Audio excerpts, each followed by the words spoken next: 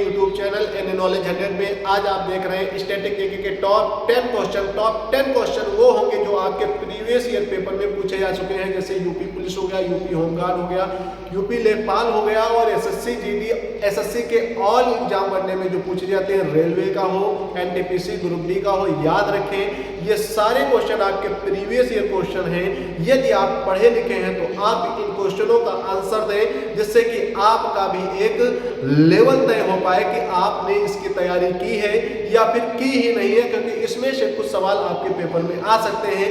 UP police का अभी जून में आपका पेपर है, यूपी होमगार्ड का है तो याद रखें, यूपी लेखपाल का भी जल्दी होगा तो याद रखें, एनटीपीसी ग्रुप डी का सारे पेपर आपके लगातार हो रहे हैं, तो आपको इन क्वेश्चनों का आंसर देना जरूर बनता है। तो सभी साथी दोस्त सभी क्वेश्चनों का आंसर देंगे, लास्ट में अपना कमेंट बॉक्स में स्क्वायर भी बताएंगे कि कितने क्वेश्चनों का आंसर आप लोग दे पाए हैं। तो सभी साथी दोस्त हमारे साथ में जुड़ जाएंगे, नए होंगे चैनल को सब्सक्राइब कर लेंगे और आप पुराने होंगे तो लाइक सब्सक्राइब दोनों कर लेंगे, ठीक है दोस्त।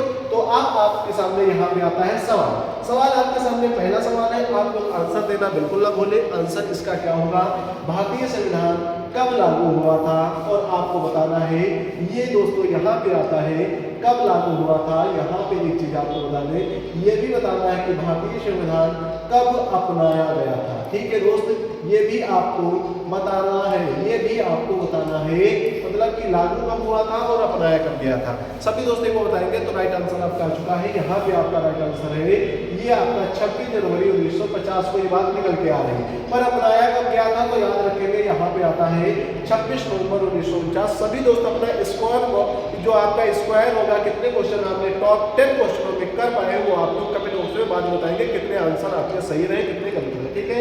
नेक्स्ट क्वेश्चन आपके सामने है, सर्वोच्च न्यायालय की स्थापना कब हुई थी, और ये आपको बताना है कहाँ पर हुई थी, ठीक है दोस्त। आपको ये भी बताना है कहाँ पर हुई थी, ये भी आपको बताना है। सभी दोस्त इस क्वेश्चन का आंसर बताएंगे। जी हाँ दोस्त, हाँ ठीक है, यहाँ पे आपको आ जाता है 1950 आपका राइट आंसर है, पर यहाँ पे कहाँ पे हुई थी तो ये भी बात आप याद रखेंगे कि दिल्ली में हुई थी। दिल्ली में कहाँ पे, तो संसद भवन में, जो हमारा संसद भवन था उसी के अंदर ये बातें हुई थी, मतलब कि सर्वोच्च न्यायालय की स्थापना हुई थी।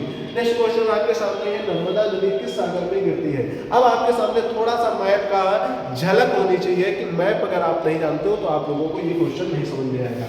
मैप में क्या होता है ये आप लोगों को समझना होगा कि आपकी क्या रहती है, नर्मदा रिवर, ठीक है। यहाँ पे आप लोगों को हमने थोड़ा सा गलत या सही आपसे कहे कि हमने भारत का मैप बनाने के लिए यहाँ पे किया है।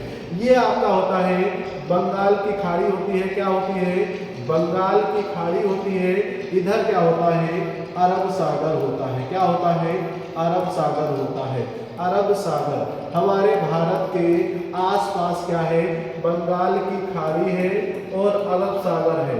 तो हमारा यहाँ पे कहाँ पे पानी गिरेगा तो आप लोग बताएंगे, ये हमारा अरब सागर में गिर सकता है, बंगाल की खाड़ी में गिर सकता है, हिंद महासागर में गिरेगा क्या, जो दोस्त हमारा हिंद महासागर श्रीलंका के पास में बना है तो याद रखेंगे हिंद महासागर इसी को नाम दिया जाता है बे ऑफ बंगाल को। यहाँ पे लाल सागर होगा नहीं होगा, हिंद महासागर होगा नहीं होगा, तो हमारा पानी कहाँ गिरेगा, इसमें गिरेगा या फिर इसमें गिरेगा। नर्मदा नदी ऐसे बह रही है तो मतलब कि कहाँ पे पानी गिराएगी, अरब सागर में, तो राइट आंसर आपका अरब सागर हो जाएगा, ठीक है। नेक्स्ट क्वेश्चन आपके सामने है, विटामिन सी की कमी से कौन सा रोग होता है। अब आपको विटामिन सी की कमी से बताना है, विटामिन ए की कमी से बताना है, विटामिन बी की कमी से बताना है, विटामिन के की कमी से बताना है। तीनों की कमी से होने वाले रोग आपको कमेंट बॉक्स में फटाफट आंसर बताना है। सभी दोस्त फटाफट आंसर बताएंगे, सभी दोस्त फटाफट आंसर बताएंगे, इसका क्या होगा, सभी दोस्त इसका राइट आंसर आप लोग बताएंगे, विटामिन सी की कमी से कौन सा रोग होता है। दोस्तों यहाँ पे आपका हो जाएगा, ये आपका विटामिन सी की कमी से राइट आंसर आपका आ गया है, इसका भी हो जाएगा। पर यहाँ पे इसका का समाधान किस फलों में पाया जाता है तो याद रखेंगे ये पीले फल होते हैं। कैसे फल होते हैं, पीले फलों में इसका वो पाया जाता है, विटामिन सी पाई जाती है। अब आता है रतौंधी। रतौंधी से दोस्तों क्या होता है, ए की कमी से रतौंधी होता है, मतलब कि अगर आपको रतौंधी आती है तो सबसे ज्यादा अगर विटामिन मिलती है विटामिन ए, तो आप याद रखेंगे आपकी रतौंधी के लिए विटामिन ए गाजर बहुत ही महत्वपूर्ण रहती है। उसी तरीके से बेरी बेरी आपकी रहती है विटामिन बी की कमी से, के की कमी से आपका रिकेटेस होता है, ये आपको हमने सारी चीजें बता दी है। नेक्स्ट क्वेश्चन आपके सामने है, भारतीय रिजर्व बैंक आरबीआई का मुख्यालय कहाँ पर स्थित है? सभी दोस्त एक बार कमेंट बॉक्स में आंसर बताएंगे। यहाँ पे नई दिल्ली, कोलकाता और आपके सामने चेन्नई, मुंबई आ गया है। अब आप लोग राइट आंसर कमेंट बॉक्स में फटाक से बताएंगे। सभी साथी दोस्त यहाँ पे आप लोगों का आंसर है कि भारतीय रिजर्व बैंक आरबीआई का मुख्यालय मुंबई में है। कहाँ पे है? मुंबई में है। तो आपका राइट आंसर क्या होता है? मुंबई होता है। अब दोस्तों रिजर्व बैंक की स्थापना कब हुई थी, किस अधिनियम के द्वारा हुई थी, ये जरा जान लिया आप लोग। इसकी कब हुई थी? तो याद रखेंगे ये रिजर्व बैंक भारतीय रिजर्व बैंक, ये बात आप याद रखेंगे। यहाँ पे आप लोग चाहे तो यहाँ पे ये लिख भी लेंगे यदि आपको नहीं याद होता है। भारतीय रिजर्व बैंक, ये बात आपको सही तरीके से लिख लेना है। भारतीय रिजर्व बैंक, ठीक है, बैंक अधिनियम, ठीक है, अधिनियम, ये बात आप लोगों को अधिनियम, ये बात आप लोगों को समझनी चाहिए।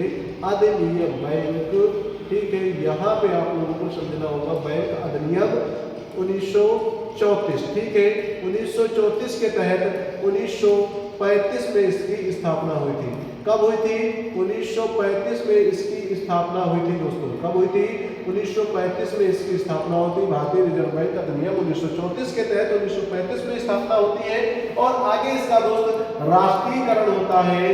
राष्ट्रीयकरण कब होता है? तो याद रखेंगे इसका 1949 में होता है। कब होता है? 1949 में इसका राष्ट्रीयकरण होता है। ठीक है, नेक्स्ट क्वेश्चन आपके सामने है, यहाँ पे गुप्त वंश का संस्थापक कौन था? ये आपके सामने बिल्कुल ही सिंपल सवाल है।